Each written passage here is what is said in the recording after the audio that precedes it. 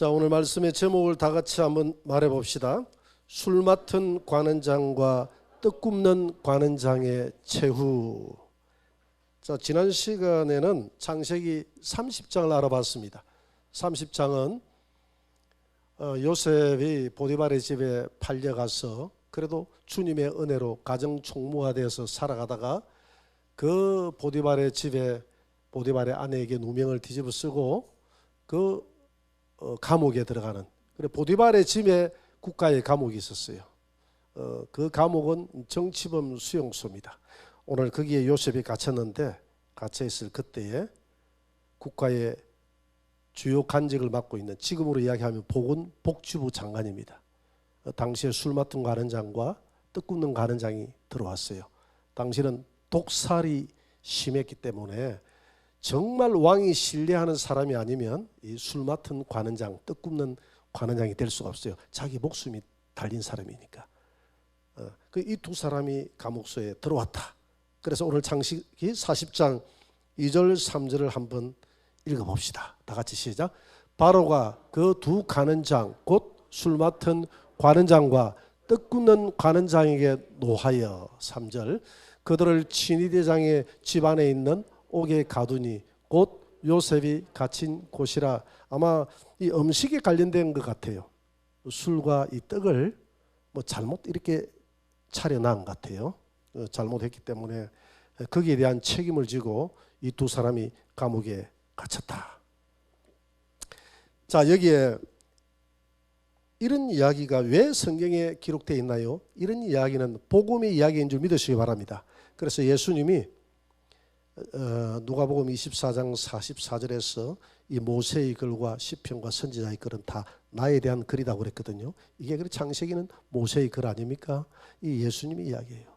요한복음 5장 39절에도 너희가 성경에 영생이 있는 줄 알고 성경을 상고하거니와, 여기에 영원한 생명을 우리가 성경을 보면서 그 성경은 구약 성경이죠. 보면서 발견할 수 있어야 돼요.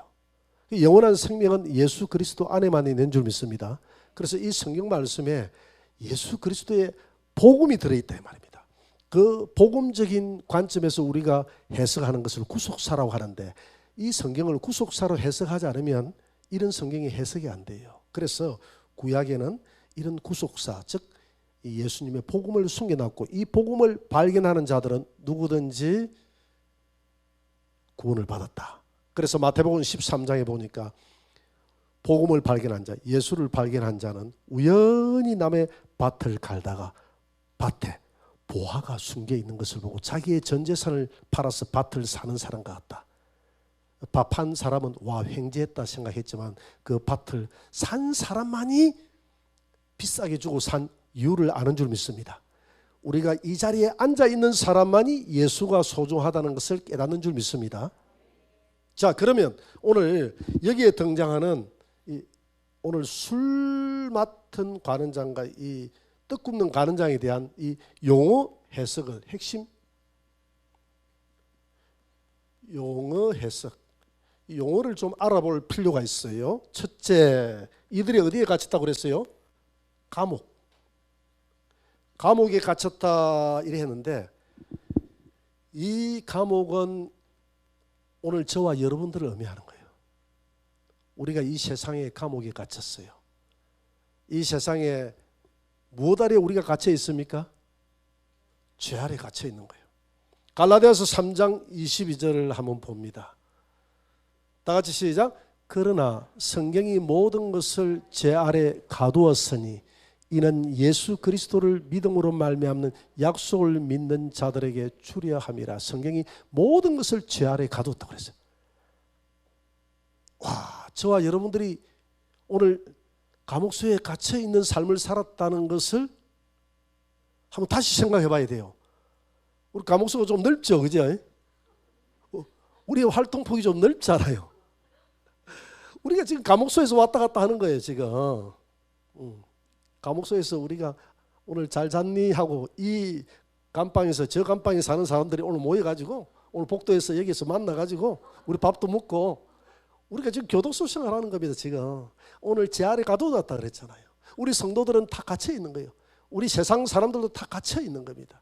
그래서 오늘 이 두 종류의 사람이 이 감옥소에 이 세상의 죄 아래 갇혀 있는 이 죄인, 술 맡은 가는장과 떡 굽는 가는장은 저 아래 갇혀 있는 이 세상 사람들을 의미한다. 그러면 술과 떡, 이 술은 포도주잖아요, 이제. 포도주는 예수님의 보혈을 의미한다. 이 떡은 생명의 떡 대신 예수님의 말씀을 의미한다. 자, 그 다음에 요한복음 6장 54절을 한번 봅시다. 요한복음 6장 54절 다 같이 시작. 내 살을 먹고 내 피를 마시는 자는 영생을 가졌고 마지막 날에 내가 그를 다시 살리리니. 55절 내 살은 참된 양식이요 내 피는 참된 음료로다. 자, 그러면 여기 나와 있는 요셉은, 제가 지난번 요셉은 누구의 모형이다 그랬죠? 예수 그리스도의 모형입니다. 감옥에 죄가 없는데 죄 있는 육신의 모습으로 이 땅에 오신 예수님. 이 요셉은 죄가 없잖아요. 죄를 뒤집어 쓰고 이 땅에 오신 예수님. 창세기 40장 15절 한번 봅니다. 요셉이 뭐라고 이야기하느냐 하면 다 같이 나는 히브리 땅에서 끌려온 자요 여기서도 옥에 갇힐 일은 행하지 아니하였나이다. 죄인이 아니다는 것을 본인만 알고 있어요. 나는 여기에 갇혀 들어온 것은 억울하게 죄를 뒤집어 쓰고 온 것이지 나는 죄인이 아니라는 이야기입니다. 그래서 예수님의 모형이라는 거예요. 로마서 8장 3절 한번 봅니다. 다 같이 율법이 육신으로 말미암아 연약하여 할 수 없는 그것을 하나님은 하시나니 곧 죄로 말미암아 자기 아들을 죄 있는 육신의 모양으로 보내어 육신의 죄를 정하사. 죄가 없는데 죄 있는 육신의 모형으로 예수님을 이 땅에 보내사 예수님에게 모든 인류의 죄를 다 전가시켜 버렸다. 그래서 요한복음 1장 29절에는 보라 세상 죄를 짊어지고 가는 하나님의 어린 양이로다. 그래서 요셉은 죄가 없지만 죄 있는 육신의 모습으로 이 땅에 우리의 죄를 짊어지고 오신 예수 그리스도의 모습이다. 자, 이렇게 우리가 이해를 하고 오늘 이 40장을 들어가면 조금 이제 복음의 실제에 들어가서 이해가 빠르다. 복음의 실제. 자, 첫 번째 포도즙을 바로에게 드리고 생명 건진 관원장, 술 빚는 관원장, 생명을 포도즙을 드리고 생명을 건졌다. 오늘 창세기 40장 9절부터 한번 봅니다. 자, 9절부터 제가 빠르게 한번 읽어볼게요. 술 맡은 관원장이 그의 꿈을 요셉에게 말하여 이르되 내가 꿈에 보니 내 앞에 포도나무가 있는데 그 나무에 세 가지가 있고 싹이 나서 꽃이 피고 포도송이가 익었고 내 손에 바로의 잔이 있기로 내가 포도를 따서 그 즙을 바로에게 잔에 짜서 바로의 손에 들였노라. 12절 그에게 이르되 이 해석이 이라니 세 가지는 뭐라고요? 사흘이라. 지금부터 사흘 안에 바로가 당신의 머리를 들고 당신의 전직을 회복시키리니 당신이 그 전에 술 맡은 자가 되었을 때 하던 것과 같이 바로의 잔을 그의 손에 드리게 되리이다. 이렇게 이제 해석을 했어요. 그런데 요셉의 꿈 해명대로 이제 이 술 맡은 가는장이 풀려나서 바로의 잔을 올리게 됩니다. 자, 여기서 바로에게 잔이라 했는데 바로의 잔, 바로에게 올릴 잔은 우리가 하나님께 올릴, 바로는 하나님이세요. 하나님께 드릴 잔입니다. 하나님께 드릴 잔. 이 바로는 여기에서 하나님을 상징하는 거예요. 두 번째, 포도나무라고 했잖아요. 이 포도나무. 오늘 포도나무가 나옵니다. 포도나무는 예수님이 요한복음 15장 1절을 보니까 나는 포도나무요. 예수님을 상징하는 겁니다. 예수님을 상징하는데 세 가지라고 했습니다. 세 번째. 세 가지라고 했는데 이것은 오늘 요셉이 어떻게 해석합니까? 3일, 사흘이라고. 사흘. 사흘에 잎이 나고 꽃이 피고 열매를 맺었다. 이 사흘 만에 십자가에 달려서 부활하신, 부활의 열매를 맺으신 예수님을 상징한다. 부활의 열매를 맺으신, 사흘 만에 부활의 열매를 맺으신 예수님을 상징한다. 할렐루야.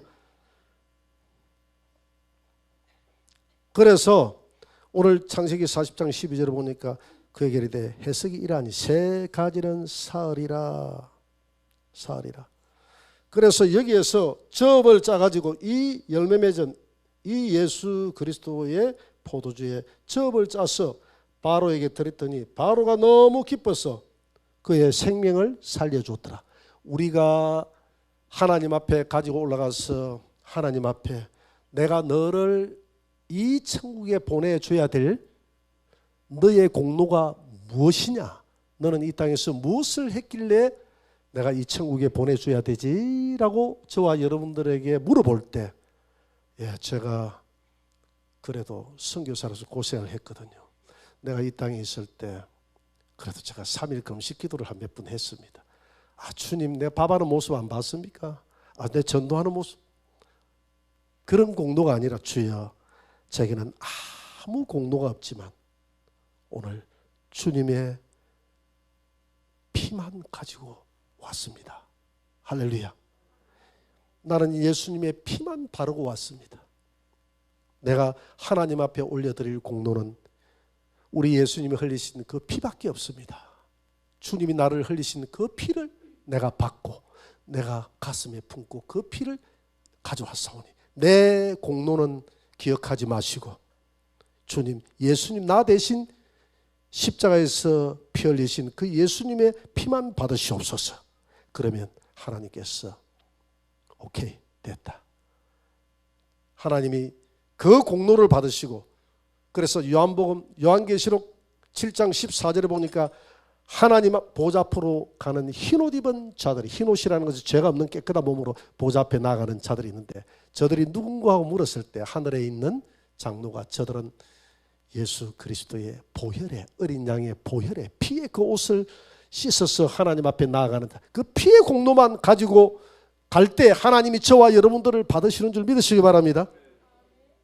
두 번째, 포도즙을 드린 사람은 이렇게 살았고요. 두 번째로 오늘 각종 구운 떡을 드리고, 각종 구운 떡 드리고 사형 죽었던 이 사람.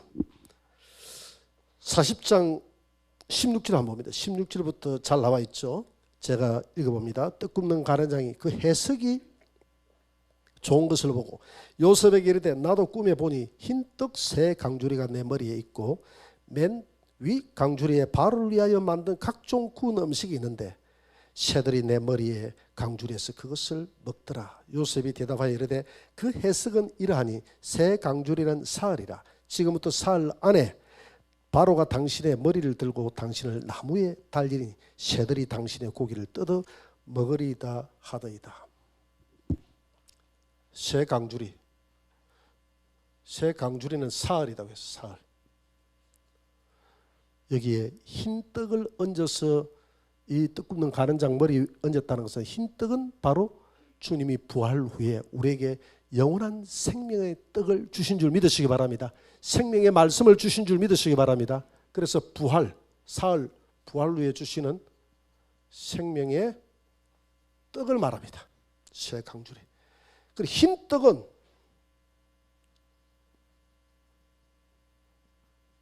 누락 없는, 죄 없는 정결한 주님의 생명의 말씀을 말하는 거예요.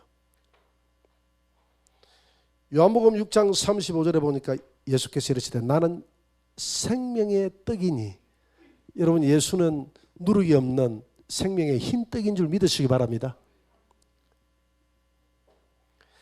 그 다음에 각종 구운 음식, 이걸 가지고 바로에게 가려고 하니까 정성이 좀 부족한 것 같아. 그래서 맨 떡 위에 각종 구운 음식. 세 번째, 각종 구운 음식. 이것은 우리의 공로예요. 나의 공로. 뭐라고요? 자신의 공로. 이 흰 떡은 하나님이 일방적으로 얹어주신 것이고 거기에 바로를 위해서 이 떡은 누가 구웠습니까? 떡 굽는 가는장이 구워서 이 흰 떡이 부족하다고 생각이 들었기 때문에, 너무 빈약하다고 생각이 들었기 때문에 거기에다가 자신의 노력의 떡을 올렸다 이 말입니다. 그랬더니 누가 와서 먹었다고 그랬습니까? 새들. 마태복음 13장 18절을 한번 봅니다. 그런즉 씨 뿌리는 비유를 들어라. 아무나 천국 말씀을 듣고 깨닫지 못할 때는 악한 자가 와서 그 마음에 뿌려진 것을 빼앗나니 이는 곧 길가에 뿌린, 악한 자가 와서 빼앗아, 길가에 씨가 뿌려지면 악한 자가 와서 빼앗아 먹었다고 했는데 4절에 보니까, 4절 한번 보세요. 13장 마태복음 4절, 뿌릴 새 들으는 길가에들이 새들이 와서 먹었고, 이 새들은 오늘 본문에 보니까 18절에 보니까 뭐라, 4절에 보니까 18절에 보니까 4절에는 새들이라는데 그 새가 누구냐면 18절에 악한 자 마귀라고 그랬어. 마귀. 그러니까 오늘 내 머리에 이고 있는 각종 구운 음식을 누가 와서 먹었다고 그랬죠?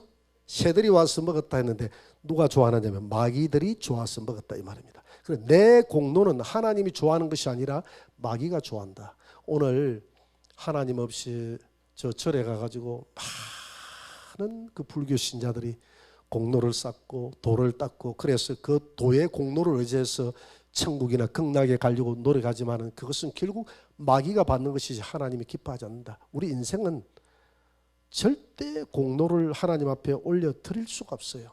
선한 공로를 올려 드릴 수가 없다고 그랬어요. 예레미야 17장 9절에 보니까 만물보다 부패하고 거짓되고 부패한 것이 사람의 마음이라 이것을 누가 알려 하라고. 만물보다 우리가 부패해졌다 했는데 우리가 부패한 우리가 무슨 공로를 올려드리겠습니까? 부패해져 버렸는데. 예레미야 2장 22절에도 내가 제물로 스스로 씻고 많은 비누를 쓸지라도 내 죄악이 그들이 있다고 했는데 우리가 무슨 공로를 하나님 앞에 올려드리겠습니까? 그래서 에베소서 2장 8절 9절에 보니까 너희가 그 은혜로 인하여 믿음으로 말미암아 구원을 얻었나니 이것이 너에게서 난 것이 아니라 하나님의 선물이라 행해서 난 것이 아니니 이는 누구든지 자랑치 못하게 하랍니다. 우리가 하나님 앞에 나아갈 때 이 사람은, 이 떡 굽는 가는 자의 착각은 자신의 공로를 가지고 나가면 하나님이 받는다고 생각했어요. 가인이 착각이 그예요. 가인은 자기 땅에서 나는 각종 소산물을 가지고 하나님 앞에 드리면 그 각종 소산물은 자기의 노력이에요. 내가 이렇게 농사지어서 많은 좋은 것, 수수, 쌀밥 해가지고 뭐 감이야, 뭐 수박이야, 뭐 좋은 것을 하나님 앞에 드리면 하나님이 받는다고 했는데 안 받았어요. 그러나 아벨은 하나님의 그 어린 양, 어린 양은 예수 그리스도의 어린 양의 피와 기름으로 드렸다 했거든요. 그 예수 그리스도의 공로로 드리니까 아벨의 제사는 하나님이 받는데 가인의 제사는 하나님이 받지 않았다. 우리의 공로의 제사는 하나님이 받지 않은 줄 믿으시기 바랍니다. 우리가 하나님 앞에 드리는 헌신은 천국 가기 위한 공로가 아니에요. 그 헌신을 백날해도 그거는 0.0001%도 천국 가는 데 도움이 안 됩니다. 우리가 드리는 헌신은 하나님 나라에서 상급을 주는 하나의 도구이지, 우리가 구원받는 것은 예수 그리스도의 피의 공로에 의해서만, 그분의 살의 공로에 의해서 십자가에서 흘리신 내 살을 찢어서 내 살을 먹는 자는 영원히 살리라. 지금 떡 굽는 거 아는 자는 예수님의 떡은 살이거든요. 이 살을 먹는 자가 사는데 살이 부족하다고 생각해서 거기에 자신의 노력의 떡을 위에 얹으니까 하나님이 좋아하는 것이 아니라 바로가 받는 거, 바로는 하나님을 상징하는데 하나님이 받는 게 아니라 새들이 날아와서 쪽쪽쪽쪽 쪼아 먹더라. 그래서 해석을 할 때 3일 안에 당신이 전직이 회복될 텐데 바로에 가서 바로가 당신의 목을 칠 것입니다. 이렇게 했잖아요. 이 복음이에요, 복음. 여기에서 주는 두 가지 교훈이 있습니다. 첫째는 두 가지 교훈이 있는데 세 번째 교훈이 두 가지예요. 첫째는 뭐냐? 오직 첫째 복음을 믿으라. 오직 복음. 마가복음 16장 16절을 한번 보세요. 다 같이 시작. 믿고 침례를 받는 사람은 구원을 얻을 것이요 믿지 않는 사람은 정죄를 받으리라. 자, 복음을 가지고 나가면 두 종류의 사람이 판명이 된다 이 말입니다. 복음을 던지면 이 복음을 믿고 그대로 받아들이는 사람은 구원을 받고 믿지 않는 사람은 정죄, 죄가 그대로 있다 이 말입니다. 지금 복음을 두 사람에게 던졌어요. 떡 굽는 관원장과 술 맡은 관원장과 떡 굽는 관원장에게 복음을 던졌더니 한 사람은 그 복음을 그대로 믿고 포도주만 따서 하나님 앞에 올려드렸더니 그 사람은 구원을 얻을 것이요. 그러나 그 복음을 믿지 못하고 이게 부족하다고 생각이 들어서 한 사람은 자신의 노력의 떡을 얹으니까 이 사람은 구원을 받지 못하고 영생을 얻지 못하고 심판을 당하더라. 그래서 믿는 자는 구원을 그렇죠. 믿지 않는 자는 정죄를 받는다 이 말은 여전히 심판을 받는다 이 말입니다. 하나님의 구원의 기준은 자신의 아들의 그 피의 공로를, 그 살의 공로를 믿느냐 믿지 않느냐에 따라서 우리 영생의 구원이 결정된다는 것입니다. 믿으십니까? 성경은 첫 장부터 끝장까지 우리의 행위로는 절대로 구원받을 수 없다는 거예요. 이게 안 된다는 거예요. 이미 인간은 부패해져 버렸기 때문에 하나님 아들의 그 죄 없는 하나님의 그 공로에 의해서만 구원을 받을 수 있다는 게 성경의 전체적인 우리에게 주시는 메시지입니다. 그 아들을 믿는 자에게 복이 있는 줄 믿습니다. 오늘 그 메시지를 듣는 두 종류의 사람, 이 땅에 두 종류의 사람. 두 번째로 오늘 본문에 보니까 섞이지 말라는 겁니다. 이거는 뭐 천번 만번을 이야기해도 성경의 흐름이니까 이 차는, 이 포도주는 오직 예수의 피를 이야기합니다. 떡은 오직 예수의 살을 이야기합니다. 말씀, 오직 예수의 진리의 말씀, 피와 그 예수님의 말씀이 우리를 살렸도다. 오직 복음, 섞여서는 안 된다는 겁니다. 오직 예수의 복음만 가지고 가야 돼요. 고린도서 6장 14절 15절에 보니까 너희는 믿지 않는 자와 멍에를 함께 매지 말라, 섞이지 말라 이 말이거든요. 의와 불법이 어찌 함께하며 빛과 어둠이 어찌 사귀며 그리스도와 벨리알이 어찌 조화되며 믿는 자와 믿지 않는 자가 어찌 상관하며 16절 하나님의 성전과 우상이 어찌 일치가 되리요 우리는 살아계신 하나님의 성전이라 거룩하다 이 말이죠. 이와 같이 하나님께서 이르시되 내가 그들 가운데 거하며 두루 행하여 나는 그들의 하나님이 되고 그들은 나의 백성이 되는데 어찌하여 너희들은 세상에서 섞이려고 하느냐. 그래서 내가 이 WCC라든지 이런 것들 오늘 교회가 배교하는 일을 하는데 세상 사람들은 너무 좋아해요. 믿지 않는 자들하고 손을 잡고 평화운동하고 인권운동하고 좋아하죠. 좋아하는데 오늘 하나님은 그렇잖아요. 의와 불법이 절대 함께 할 수 없다. 빛과 어둠이 함께 할 수 없다. 그리스도와 벨리알이 조화될 수가 없다. 믿는 믿지 않는 자가 서로 상관 교제할 수 없다는 것입니다. 그러니 이 성경을 정면으로 위배되는 거예요. 여러분 그들은 평화와 인권운동을 하는데 그분들이 평화운동해가지고 우크라이나 전쟁이 안 일어났습니까? 절대 안 되는 거예요. 인간이 아무리 평화운동을 벌여도 전쟁은 하나님께 속한 거라고 그랬어요. 하나님이 우리가 요즘 열왕기상을 배우고 있는데 열왕기상 북이스라엘 남유다가 보니까 모든 전쟁의 결과는 하나님께 있잖아요. 하나님이 진노하니까 그들에게 임하고 그들이 노력 안 했습니까? 평화운동 했잖아요. 이웃과 손을 잡고 애국과 손을 잡고 인간의 온갖 노력을 했지만 노력이 통합니까? 어리석은 자여 전쟁은 내게 있는 것인데 오늘 이 땅에도 마찬가지입니다. 우리 그리스도인들이 평화운동이다 인권운동이다 하는 것은 그리스도 아래서 하는 것이지 불의한 자들, 주를 믿지 않는 불신자들, 우상 숭배자들하고 같이 그들을 초대해서 WCC 이런 데 초대해가지고 함께 손을 잡고 일을 하는 것 하나님이 절대 좋아하지 않습니다. 섞이는 것 그 망구 죽는 거예요. 우리가 애국운동한다 해가지고 예수를 믿는 믿음의 사람들끼리 애국운동을 해야지. 교세가 부족하다고 해가지고 우리의 세가 부족하다 해가지고 세를 불리기 위해서 몇만 명이 모이니 10만 명이 모이니 뭐 방송에 떠드니까 몇만 명이 모여가지고 우리가 절대 그렇지 않아요. 절대 그렇지 않아요.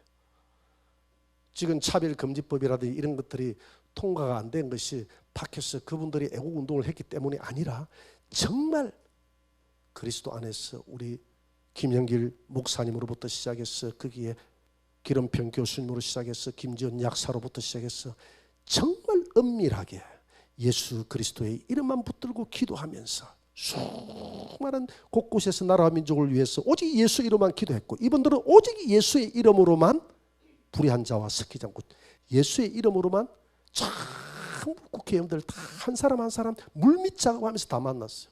제가 김영길 우리 목사님하고 국회를 같이 찾아가 다녔지 않습니까? 다닐 때 김영길 목사님은 가는 데마다 무사 패스도 막, 그분은 국회의원들 방에도 뭐 무사 패스로 들어가니까 다 유명 인사가 돼버렸어. 저는 유명 인사 뒤에 졸졸 따라가니까 그냥 다 받아주더라고. 그 사람 차 마실 때 나도 같이 차 마시고, 그 사람 대우 받을 때 따라가니까 같이 대우를 받더라고. 그런 분들이 따라다니면서 국회의원들 한 명 한 명을 설득하고 이렇게 해서 다 표결을 무산시킨 거예요. 할렐루야. 착각하면 안 돼요. 그래서 우리가 뭐냐 하면 어떤 일이든지 불의한 자와 손을 잡고 하는 것은 하나님 응답하지 않습니다. 그게 성경의 가르침이에요. 힘이 약해도 하나님은 강한 힘을 사용하지 않습니다. 엘리야 한 사람이 나라를 살렸어요. 믿으시기 바랍니다. 기돈의 300용사가 민족을 살렸습니다. 많은 사람을 다 줄이라고 그랬는데 우리는 거꾸로 하고 있어요. 새가 작다고 자꾸 불교니 저 중들이고 뭐고 다 모아가지고 애국 운동한다고 그러사. 왜 성경을 거꾸로 하느냐 이 말입니다. 하나님은 새가 많으니까, 새가 많으면 그 새를 주도했던 목사가 내가 누군데, 내가 누군데, 내가 이 시대의 선지자야, 나를 따르라. 그러면 뭐 거기 따라가는 성도들은 막 열광하고 그 사람 말이 나면 무조건 다 따라가요. 그게 섞여서 자기 영혼이 지금 죽어나가는지도 모르고. 성경대로 해야 됩니다. 오늘 이 시대는 사람을 따라가서도 안 되고요. 무엇이든지 전부 성경에서 어떻게 말하는가, 성경에서 어떻게 말하는가, 성경에서 어떻게 말하는가, 성경에서 답을 찾아야 될 줄 믿습니다. 성경에는 섞이지 말라. 섞이는 순간에 일이 죽는다고 그랬어요. 요한복음 17장 4절, 요한계시록 17장 4절, 다 같이 시작. 그 여자는 자줏빛과 붉은빛 옷을 입고 금과 보석과 진주로 꾸미고 손에 금잔을 가졌는데 가정한 물건과 그의 음행에 더러운 것들이 가득하더라. 이 여자는 교회를 이야기합니다. 계시록에 나오는 교회는 두 교회, 해를 입은 교회, 음녀 바벨론 교회. 해를 입은 교회는 해는 예수 그리스도, 예수 그리스도만 의지하는 교회는 예수님의 신부교회요. 이 음녀 바벨론 교회는 짐승을 탔는데 짐승은 세상의 정치 권력과 이합해가지고 서로 주고받고 하면서 정치 권력. 그런데 정치 권력을 탔던 이 음녀 교회는 잔을 들었는데 잠에 안을 쳐다보니까 예수님의 흰 포도주, 붉은 포도주만 들어있어야 될 그 잔에 각종 더러운 것들이 섞여 있더라. 오늘 이 잔을 가졌던 오늘 교회들이, 많은 교회들이 오늘 WCC도 해가지고 전부 다 우상 숭배자들 손에다가 신천지 만국 평화운동이 돼가지고 저 올림픽 광장에 10만 명이 있는 게 몇 년 전에 해마다 했죠, 그지? 모였죠. 거기 한번 가보세요. 가보면 전 세계 하나님 안에서 우리는 하나다 해가지고 전부 다 전 세계 종교 지도자들 다 불렀어. 종교 지도자들 다 불러가지고 전부 섞여버렸어. 거기 있는 성도들 그 섞인 줄도 모르고. 그래서 그렇게 하면 되느냐고 내가 물어보니까 아이고 하나님 안에서 우리 하나 된다고 해가지고 다 사인을 했다. 이만희가 속이는 거예요. 하나님 안에서 하나 된다고 하면 할 게 아니라 예수 안에서 하나 된다고 사인을 해야 되는데, 예수 안에서 하나 된다고 하면 아무도 전 세계 지도자, 종교 지도자들 와가지고 사인할까 안 할까? 안 해요. 하나님 안에서 하니까. 하나님은 불교도 하나님이 있거든요. 무가 하나님이잖아요. 이슬람도 하나님이 있어요. 달신이 하나님이에요. 다 우상 숭배자들은 자기만의 하나님이 있어. 그래서 사인하는 거야. 자기의 하나님을 생각하며 사인하는 거야. 이게 뭐냐 하면 섞이는 거야. 신천지도 오직 예수가 아니에요. 섞이는 것이야. 다 죽는 거예요. 다 죽는 거예요.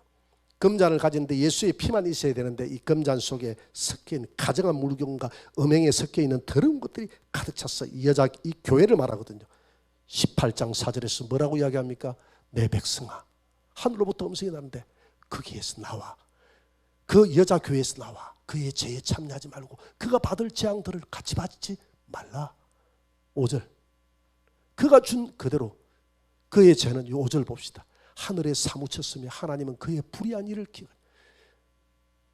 교회의 죄가 하늘에 사무쳤다는 겁니다. 하나님이 교회를 더 심판한다는 거예요. 그가 준 그대로 그에게 주고 그의 행위대로 값을 주는데 그가 섞은 잔에, 이 섞은 잔에 예수의 피만 있어야 되는데 오늘 이 술 맡은 관원장이 피만 가져가야 되는데 여기 온갖 자기의 공로를 섞여가지고 요즘은 다 섞는 거 좋아한다 그러더요. 콜라 삭골. 양주에다가 또 소주 숨기는 거 뭡니까? 양소입니까? 이렇게 섞어가지고 다 마시는 거 좋아해. 다 섞는 거 좋아해. 다 섞는 거 좋아해. 그래서 예수님의 보혈은 섞어서는 안 돼요. 그런 것들은 사콜은 좋은데 예수님의 보혈은 섞지 말아야 되는데 온갖 것을 섞어서 섞은 자를 내가 배로 섞어서 재앙으로 갚아주리라. 이게 하나님. 이 두 가지 오늘 이 떡 굽는 가는장은 흰 떡 위에다가 자기의 떡을 노르게 떡을 섞었어요. 그러니까 목을 치는 거예요. 두아드라 교회의 하나님이 마지막입니다. 명령했습니다. 두아드라 교회를 칭찬했어요. 뭐라고 했습니까? 너희 교회는 사업도 번스 자랑 하나님의 사업을 그러니까 불우이웃 돕기 이런 사업이 있잖아요. 가난한 자들 뭐 도시락 나눠주고 이런 사업들을 이 두아드라 교회가 너무 잘한 거예요. 그리고 사랑도 받고 교회 가니까 막 사랑이 넘치고 그 다음에 믿음도 좋아. 예수 믿는 믿음도 좋고 잘 섬겨 섬기도 좋고 그 다음에 인내해. 믿음도 잘 인내로 잘 섬겨. 나중이 더 많다. 처음보다 나중이 점점 이런 일들을 잘해가는 거예요. 이 완벽한 교회 아닙니까? 이 딱 이거는 구원받고도 남을 주님의 신부인데 그 뒤에 한마디 합니다. 너희가 영적 음행을 회개하지 않는도다. 이 교회가 이세벨의 교훈을 받아들였도다. 이세벨의 교훈을 받아들였도다. 이세벨의 교훈이 뭡니까? 여호와에게 바알을 살짝 섞은 거예요. 오늘 이 시대의 교회가 데살로니가후서 2장 3절에 보니까 예수님 오기 전에 이 땅에 있는 모든 교회들이 배교한다고 했는데 그 배교가 이세벨의 교훈을 싹 받아들인 게 WCC예요. 천주교도 이세벨의 교훈을 받아들였고요. 여러분 천주교 이웃 돕는 사업 잘합니까? 안 합니까? 잘해요. 거기 사랑이 있습니까? 없습니까? 잘해요. 오늘 WCC 섬기는 교회가 교회 사랑이 있어요? 없어요? 있어요. 잘 믿어요? 안 믿어요? 예수 잘 믿어요. 그런데 한 가지 이세벨의 교훈이 너희 교회에 있기 때문에 이거 회개하지 않으면 두 가지래요. 첫째, 큰 환난에 너희들을 던지고 내 자녀들을 사망으로 내가 죽인다. 이렇게. 이 자녀들은 이 교회의 성도들을 이야기하는 거예요. 이 성도들을 사망 가운데 죽이고 큰 환난 속에 집어넣게 되거든. 근데 모든 것 다 잘했는데 이 이세벨 교훈 하나 받아들였다고 이렇게 주님이 심판하겠다는 겁니다. 두아드라 교회를.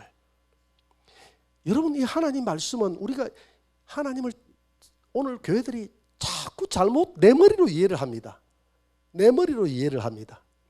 그래서 이야기했잖아요. 성경의 동성애 자들 때문에 소돔과 고모라 성을 멸했다고 했는데 이 사상이 이 진보 사상이 들어간 많은 이 자유주의 신학자들이 그걸 재해석을 해가지고 하나님의 사랑으로는 그럴 수가 없어. 하나님은 그 땅에 나그네들을 대접하지 않아서 그렇지 동성애 때문에 이 멸망당했다는 그런 교회들은 쓰레기 같은 교회야. 뭐 직접 진보신학자가 CBS 방송에 나와서 그 이야기를 했단 말입니다. 그런데 유다서 1장 6절에 보니까 1장 7절에 보니까 분명히 이야기했잖아요. 그죠? 동성애 때문에 소돔과 고모라 성이 불의 형벌을 받아 후대에 거울이 됐다고 분명히 말씀하고 있잖아요. 그래요 안 그래요? 그래 돼 있잖아요. 그래서 하나님은 오늘 이 두 가지 의미를 줍니다. 이 두 가지 의미를 주는데 첫째 복음을 믿으라 했는데 술 맡은 가는 자는 복음을 그대로 받아들였습니다. 그래서 복음을 전하면 믿는 자들은 구원을 받을 것이고 믿지 않는 자들은 정죄를 받는데 이 떡 굽는 가는 자는 복음을 못 믿었어요. 두 번째로 섞이지 말라 했는데 이 떡 굽는 가는 자는 복음을 흰 떡 위에 자기 노르게 떡을 올려서 섞었습니다. 여러분 우리 이것만 주의하면 되는 겁니다. 이 절대 예수를 믿고 우리가 구원받는 길이 어려운 길이 아니에요. 너무 쉬운 길인데 예수 그리스도의 십자가와 구원의 복음만 믿으라는 것입니다.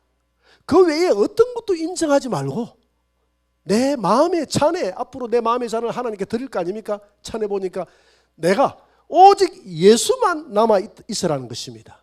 예수 외에 다른 사상이 들어가면 안 된다는 거예요. 죽는다는 거예요. 여러분 오직 여러분들 안에 예수만 남아있고 예수님만 사랑하게 되기를 주의 이름으로 축원합니다.